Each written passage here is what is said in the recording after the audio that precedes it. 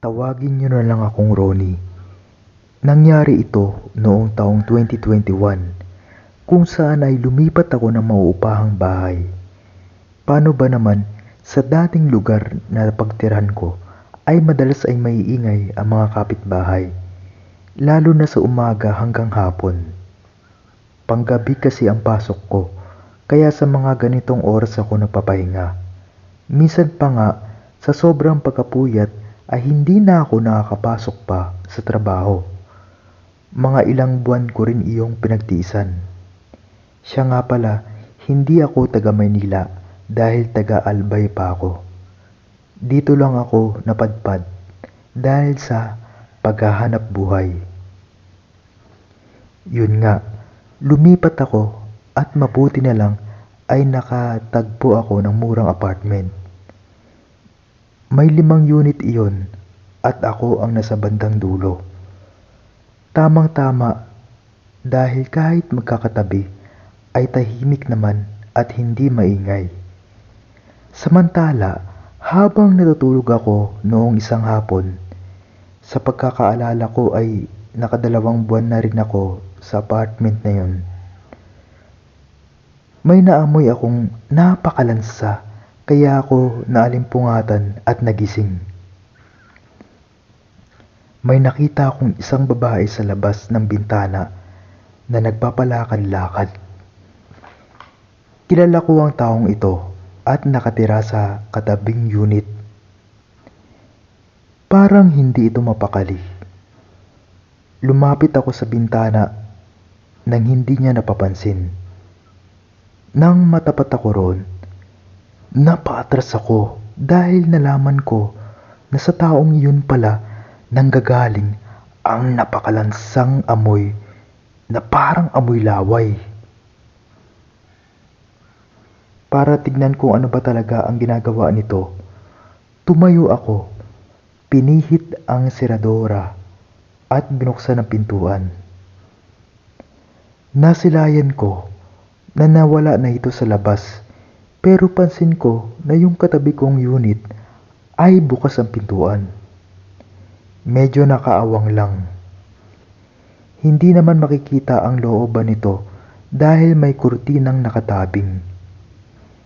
Hindi ko na lang inintindi yon dahil sa ako'y inaantok pa at may pasok pa mamaya. Bumalik ako sa kwarto at sinarado ito. Nang bumalik ako sa higaan ko, at nang muling pumikit, hindi pa ako dinadalaw ng antok nang biglang may narinig akong pumapaswit sa labasan. Alam kong sa labas iyon ng unit ko at dahil sa nakabukas ang bintana ay talagang maririnig ang ingay. Sa pagdilat ko ng mga mata at nang rektahang titigan ang bintana, nanlaki ang mga mata ko at kumabog ng malakas ang dibdib ko. May namataan ako sa labas ng bintana. Isang babae. Namumukhaan ko ito. Ito'y nakatira nga sa kabilang unit. Pero ang kaibahan lang, napakapangit at malahalimaw ang itsura nito ng sandaling yun. Nagbabaga ang naglalakihang mga mata. May malaking bibig at may matatalas na ngipin. Tumutulo pa ang masaganan nitong laway. Marahil ay yun ang naamoy ko noon.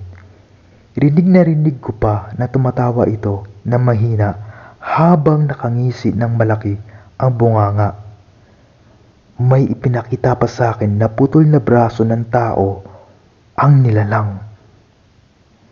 Mga ilang minuto itong nagtagal sa labasan at pagkaraan nito ay umalis na rin sa wakas. Dito na ako nagkaroon ng pagkakataon na tabingan ng kurtina ang bintana. Dahil sa nasaksihan, hindi na ako nakapasok ng gabing iyon. Baka kasi nakaabang ito sa may labasan.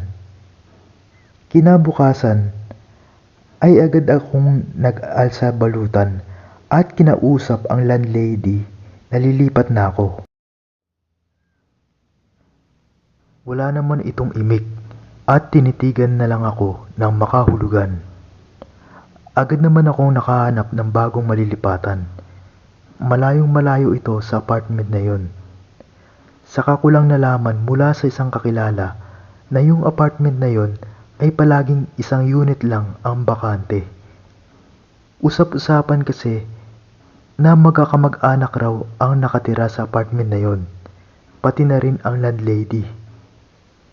Makalipas lang raw ng 3 buwan, misteryosong nawawala di umano ang nakatira sa bakanteng unit.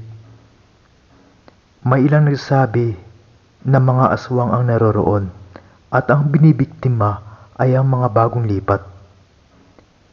Minsan rin ay naghahanap na rin raw ang mga ito ng mabibiktima kahit saan.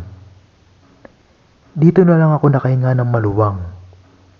Mabuti na lang ay nakalipat na ako bago pa sumapit ang ika-3 buwan roon. Kundi, malamang, baka naging hapunan nila ako. Hanggang dito na lang po ang kwento at muli, ako po si Ronnie.